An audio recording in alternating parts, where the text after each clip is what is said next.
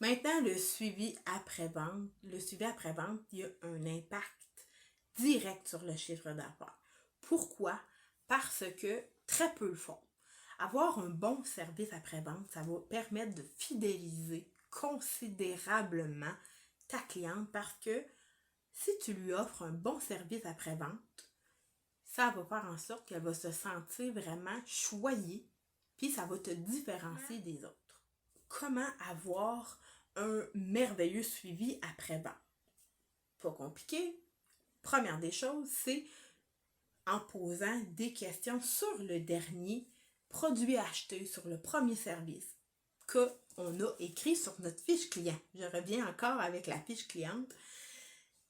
Exemple, que la cliente a acheté un produit X, Y, Z la dernière fois et qu'on s'en aperçoit, qu'on regarde notre fiche cliente avant qu'elle arrive, puis qu'on dise « Oh, elle a acheté un sérum de Mourcanol. Je vais lui demander comment qu'elle l'a trouvé. » Fait que là, elle arrive, elle s'installe. « Hey, Glenn, comment t'as trouvé ton sérum? Tu sais, t'étais pas sûre si tu l'aurais aimé. Comment tu le trouves? » Écoute, je l'ai tellement aimé, il me fait des cheveux merveilleux. Ou, au contraire, elle pourrait dire j'ai pas tant aimé, ça. Ok, tu l'as pas aimé, pas de problème. Comment tu l'as utilisé? Mais j'en ai mis gros de même. Fait que là en sachant ça, ben tu peux lui dire oh, ben Guylaine, mets-en un petit peu moins. Le sérum au cannelle, tu as besoin d'en mettre la grosseur d'un 10 cents, ça va faire la job. Ton cheveu ne sera pas lourd comme ça. Même si tu lui avais dit, des fois ça arrive que les clients, c'est comme un peu des enfants, ça rentre d'une oreille puis ça ressort par l'autre. Ça pourrait arriver. Fait que d'où vient l'importance de faire un merveilleux service suivi client après la vente. Fait que là, ça va lui permettre de dire ah, ok, ah, mais je savais pas que c'était comme ça, fallait juste l'utiliser, je t'ai pas écouté. Mais oui, il n'y a pas de problème. Tu l'essayeras, on s'en reparle le mois prochain. On peut se décrire qu'on lui a posé la question aussi sur la fiche client. Le mois d'après, ben là, nous, si on s'en souvient plus, il va être écrit sur la fiche client. Deuxième des choses, c'est de respecter les garanties sur les produits ou les faire plats. Ça a déjà arrivé qu'un client arrive au salon puis que elle aime vraiment pas son fer plat ou elle aime vraiment pas son produit malgré que moi je l'aime beaucoup. Il fait pas. Bon, ben on va respecter la garantie puis on va lui dire tu l'aimes pas, il n'y a aucun problème, écoute, je peux pas te rembourser. Par contre, je vais t'offrir un autre produit que lui tu vas aimer. On l'écrit sur la fiche client et le mois d'après, on lui dit finalement, le produit que je t'ai vendu, que je t'ai remplacé, est-ce que tu l'as mieux aimé? Vraiment, je l'ai vu la différence. Je te remercie beaucoup. Mon cheveu, il répond mieux à ce produit-là. Bingo, on a trouvé la recette magique. Donc, on doit respecter les garanties sur les produits. Si la cliente n'aime pas son produit, on lui rembourse pas, mais on peut l'échanger sans aucun problème. Puis on peut même lui dire, si elle n'est pas certaine du produit, oh, je suis pas sûre que je vais t'aimer ça, moi, un shampoing sec en mousse, j'aime mieux en spray, essaye-le. Je te dis pas de passer la bouteille au complet, mais essaye-le. Puis, moi, si tu l'aimes pas, essaye-le une fois ou deux. Si vraiment tu l'aimes pas, là, ramène-moi-le, je vais te l'échanger sans aucun problème. Et troisièmement, c'est de gérer les plaintes professionnellement. Je vais m'expliquer. C'est de, une fois, une cliente est arrivée au salon de coiffeur, puis elle est arrivée un peu comme brusquement, puis elle a vraiment pas aimé son produit. Pas trop. Fait que là, nous, c'est d'être calme puis de lui dire ok, t'as pas aimé ton produit, y a pas de problème. Je vais respecter la garantie, je vais te donner un autre produit. Parce qu'il y en a des fois qui sont brusques. Fait que c'est juste de gérer puis de tempérer, d'être professionnel, puis pas arriver puis de répondre comme la cliente dit hey, le wow, là, parle-moi pas de même, c'est de rester calme. Souvent, la cliente va comme elle va descendre, puis elle aussi, elle va devenir calme. C'est quand même rare que ça arrive, là. Mais tu sais, des fois, il y a certains clients qui peuvent avoir des problèmes, soit d'anxiété ou qui sont juste brusques dans la vie, puis qui parlent comme ça, puis qui sont pas nécessairement fâchés. Il y a des problèmes aussi de santé mentale, ça l'arrive. J'ai déjà eu une cliente qui est arrivée au salon de coiffeur puis qui me pétait une coche. Mais c'est pas de sa faute. Elle avait pété une coche.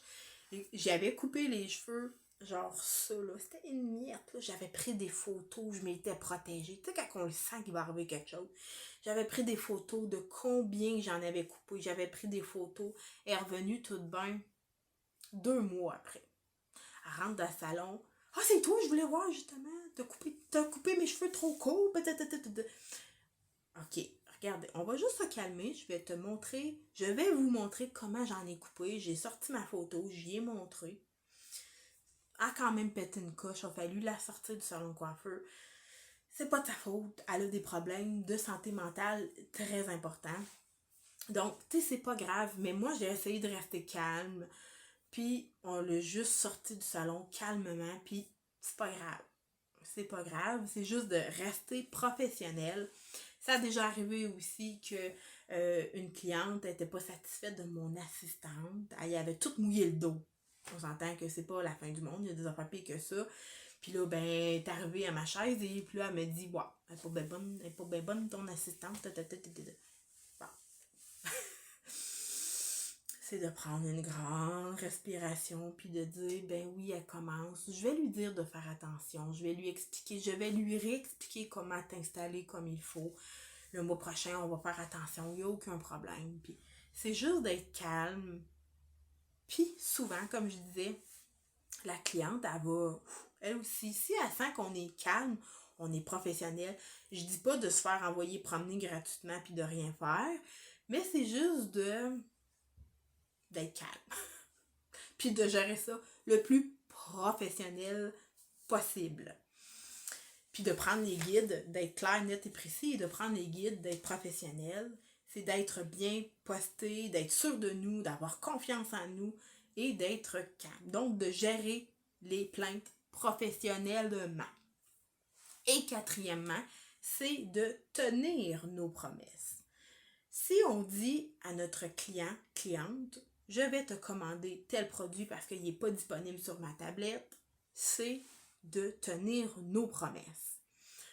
De dire, écoute, je te redonne les nouvelles là-dessus, il est présentement BO, mais il va arriver dans une semaine ou deux. Je t'appelle quand il arrive.